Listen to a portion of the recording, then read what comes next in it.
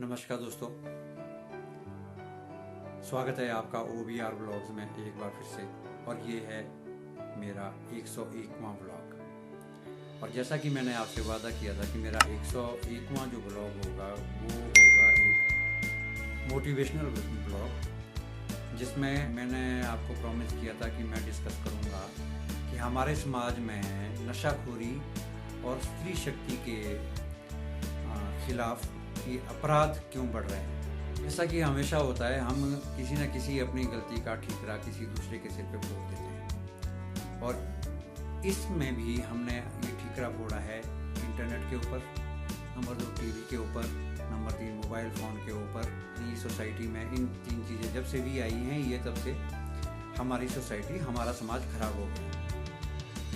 बात सही भी है किसी हद तक कि जब से ये तीनों चीज़ें आई हैं तो हमारी सोसाइटी को इतना ज़्यादा एक्सपोजर मिल गया है गलत चीज़ों का कि हमारे बच्चे, हमारे युवा उसमें भटक रहे हैं। लेकिन मैं इस चीज़ का ठीकरा, इन तीनों के महत्वपूर्ण इकाई पर ठीकरा फोड़ रहा हूँ। और वो ठीकरा फोड़ रहा हूँ मैं अपने ऊपर, आपके ऊपर। क्यों? क्योंकि जो सबसे छोटी इकाई है और वो सबसे महत्वपूर्ण इकाई है, उसको हमने बर्बाद करके रख दिया, और वो है परिवार। हमने क्या कर दिया कि आप यूँ समझें कि तरक्की की होड़ में और डेवलपमेंट की आड़ में हम ये सोच बैठे कि भाई हमने जो है परिवार को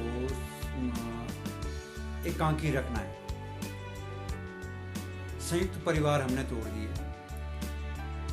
संयुक्त परिवार, इस पहले क्या होता था कि भाई संयुक्त परिवार होते थे, एक दूसरे के ऊपर निर्भर होते थे, कमाई का कोई साधन नहीं था, और ये जो नौकरी नहीं थी तो बहुत कम थी, और कैश क्रॉप कोई नहीं थी।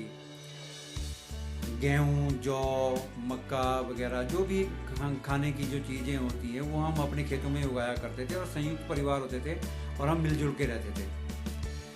एक दूसरे के ऊपर नज़र होती थी, छोटे बड़े के ऊपर नज़र होती थी, छोटे बड़े की इज्जत होती थी, और जो बच्चे हैं उन बच्चों के लिए के ऊपर भी, सब बच्चों के ऊपर हमारी एक दूसरे की नज़र रहती थी। किसका बच्चा कहाँ जा रहा है, किसके बच्चे ने क्या शरारत की, कौन बच्चे को कूट के चला गया, कोई पता नहीं होता था बड़े में से, परिवार में से, कि जिसने भी गलत की, मेरा बच्चा है, मेरे भाई ने देखा, मेरे रिश्तेदार ने देखा कि गलत कर रहा है, उसने वहीं पे उसको डांट दिया या पीट दिया या कूट दिया। तो वो चीज आज हमने कर दी खत्म डेवलपमेंट के नाम पे। संयुक्त परिवार खत्म हुए, उसके बाद क्योंकि पहले नौकरियां नहीं होती थी, फिर नौकरी की तलाश में जैसे घर से 1-2 युवा बाहर निकले, तो बाकी के लोगों में क्या हुआ कि एक थोड़ा सा जेलसी फैक्टर शुरू हो गया कि भाई वो तो वहाँ पे बाहर नौकरी में मज़े कर रहा है, हम यहाँ पे काम कर रहे हैं। या उसने सोचा कि भाई मैं यहाँ पे नौकरी कर रहा हूँ, ये कर रहा हूँ, मैं घर वालों को पैसे क्यों दूँ। ऐसा हुआ भी है और ऐसा नहीं भी होता था। ये दोनों चीज़ें हैं, क्योंकि हर सिक्के के 2 पहलू होते हैं। लेकिन उसमें मेन चीज़ क्या होगी कि परिवार में विघटन होना शुरू हो गया, परिवार में बंटवारे होने शुरू हो गए। जो घर में रह रहा था उन्होंने बोला कि हम इसकी जगह क्यों देखभाल करें, और जो बाहर रह रहा था वो बोले मैं घर वालों के बच्चों को क्यों देखभाल करूं। तो परिवार टूटने लगे तो हम लोगों में एक सहिष्णुता भी खत्म हो गई।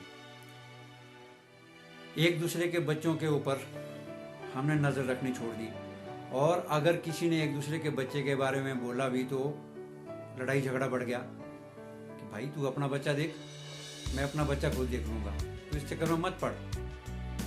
तू अपना बच्चा देख ले, मैं देख लूंगा कि मेरा बच्चा क्या कर रहा है। और अगर किसी ने बताया और अगर किसी ने बच्चे को पीट दिया तो फिर तो शाम को झगड़ा या दूसरे दिन झगड़ा जरूर समझो। लेकिन पहले क्या होता था, स्कूल भी दूर दूर थे, 4-4 किलोमीटर, 5-5 किलोमीटर लोग स्कूल जो है बच्चे पढ़ने जाते थे। उसमें क्या होता था, रास्ते में किसी ने भी देखा किसी का बच्चा शरारत कर रहा है, कोई भी रिश्तेदार मिला तो सब उस बच्चे को डांटते भी थे, पीटते भी थे। और ऊपर से क्योंकि उस टाइम फ़ोन की सुविधा नहीं थी, तो क्या होता था कि आवाज़ लगा के, हाँ कि भाई उसको लगा दिया आवाज़ कि भाई तेरे बच्चे ने आज ये शरारत की, तो वो पब्लिसिटी जो 2 आदमी में रहनी थी वो सारे में फैलती थी।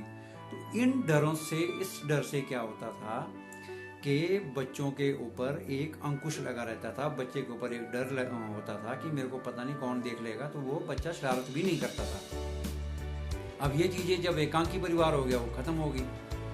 फिर उसके ऊपर से क्या किया हमने, एक दूसरे के बच्चे की आलोचना करना बंद कर दिया। वो इसलिए बंद कर दिया क्योंकि हमने आलोचना सुनना बंद कर दिया, और यहाँ से हमारे समाज में बिगाड़ शुरू हुआ। आज क्या होता है कि किसी का बच्चा कहीं पे भी हमारे सामने भी अगर कोई शरारत कर रहा है, कोई उसके साथ गलत हो रहा है, तो हम उसको उसके बारे में बोलने से डरते हैं उसके पेरेंट्स को, क्योंकि पता नहीं लड़ाई झगड़ा ना हो जाए।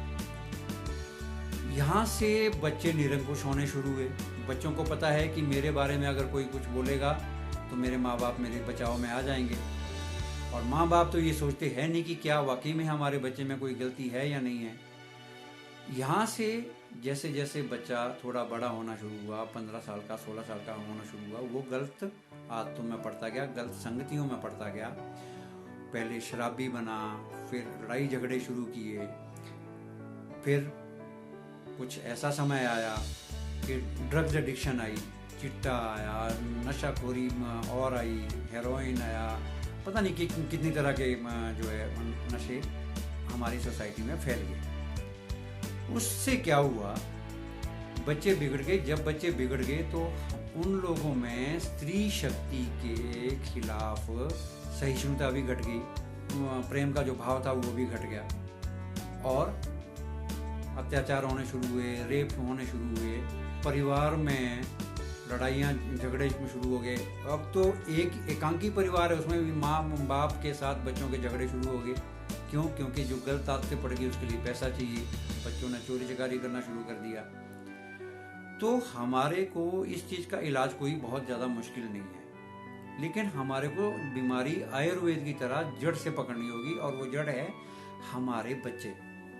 हमको अपने बच्चों को समझाना होगा बचपन से, और उसके लिए आपको सिर्फ 3-4 काम करने हैं।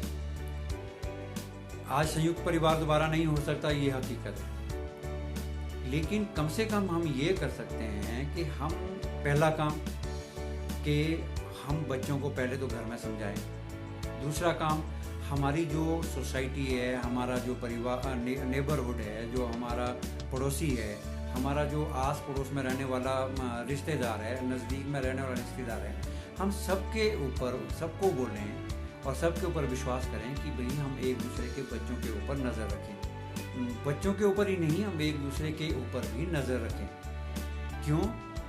जब ये चीज़ होगी तो हम जो बच्चों के ऊपर भी डर रहेगा, और जो असामाजिक तत्व है उनके ऊपर भी डर रहेगा कि भाई मैं कुछ करूँगा तो इसकी खबर कहीं ना कहीं लग जाएगी। बच्चों में भी हम खास तौर पर जो अपने लड़के हैं उनके ऊपर तो हम रखें नज़र, इसलिए कि क्या वो गलत तो नहीं कर रहे, और लड़कियों के ऊपर, अपनी कन्याओं के ऊपर हम ये नज़र रखें कि क्या उनके साथ गलत तो नहीं हो रहा, कोई गलत तो नहीं कर रहा उनके साथ। हमारे पास अगर कोई हमारे बच्चे की शिकायत लेके आता है तो हम उसके ऊपर खुले मन से विचार करें। बेशक आप उसकी बात को माने नहीं, उसकी बात के ऊपर सोच विचार करें पहले, और आप खुद उसकी खोजबीन करें। फिर आप देखें कि कहीं हमारे बच्चे के साथ सच में कुछ गलत तो नहीं हो रहा, और फिर अपने बच्चे के ऊपर उसी ही हिसाब से उसका मार्गदर्शन करें। अगर हम इस छोटी सी चीज़ को करेंगे, और जो बहुत छोटी चीज़ है, बहुत मुश्किल नहीं है, तो हमारे बच्चे और हमारा समाज बिगड़ने से बचेगा। मैं आपको एक बड़ा छोटा सा एग्जांपल देता हूँ। मेरी बेटी बेंगलोर में रहती है, वो एक सोसाइटी में रहते हैं, तो उनकी सोसाइटी में बहुत अच्छा सिस्टम है। उन्होंने अपना एक ग्रुप बनाया हुआ है, जो कुछ भी कहीं सोसाइटी में गलत होता है वो तो सोसाइटी में मैसेज दे देते हैं। तो एक दिन बड़ा हैरानी करने वाला मैसेज आया। एक मैसेज क्या आया कि मेरे बच्चे के साथ लिफ्ट में किन्हीं लोगों से जो बाहर से सामान वगैरह ले आई है, एक हमारी और एक नया हमने अपने लिए मुसीबत खड़ी की है कि जो हमारा घर में हमारे को सामान चाहिए। छोटा लड़का था, शायद 7-8 साल का लड़का था। उन लोगों ने उसकी पैंट उतारने की कोशिश की, मैं ये हकीकत बता रहा हूँ।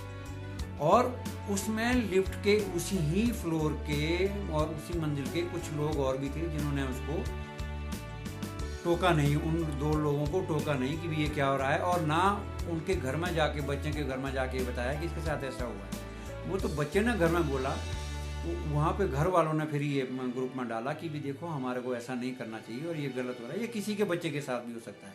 तो ये असहिष्णुता तो हमारे में अपने में भी होगी। हम क्यों, और उन्होंने क्यों नहीं बताया? इसी डर से कि भाई कोई लड़ाई हो जाएगी, बोलेगा तुमको क्या लेना देना, ये हमारा बच्चा है, क्या पता तुम ठीक बोल भी रहे हैं कि गलत बोल रहे हैं, या तुम खुद तो कुछ नहीं कर रहे थे। और महिलाएं आज देर रात बाहर काम करती हैं, वो किसी के साथ भी हो सकता है। अगर हम उनका देखभाल नहीं करेंगे तो कोई भी आदमी कोई ना कोई फ़ायदा उठा के चला जाएगा। तो अगर आप सच में चाहते हैं कि हमारा समाज सुधरे तो सिर्फ ये 2-3 चीज़ें आप करें। बच्चों के ऊपर नज़र रखें, लड़कों के ऊपर नज़र रखें कि वो गलत तो नहीं कर रहा, लड़की के ऊपर देखें कि वो उसके साथ गलत तो नहीं हो रहा, और अगर हमारे बच्चों की कोई शिकायत लेके आता है तो हम उसके ऊपर खुले मन से विचार करें, उसके साथ डांट डपट ना करें, लड़ाई झगड़ा ना करें। इस तरह से हमारे समाज का पुनर्निर्माण होगा, और इस समाज का पुनर्निर्माण बहुत ज़रूरी है, क्योंकि आज संयुक्त परिवार तो अब आ नहीं सकता वापस।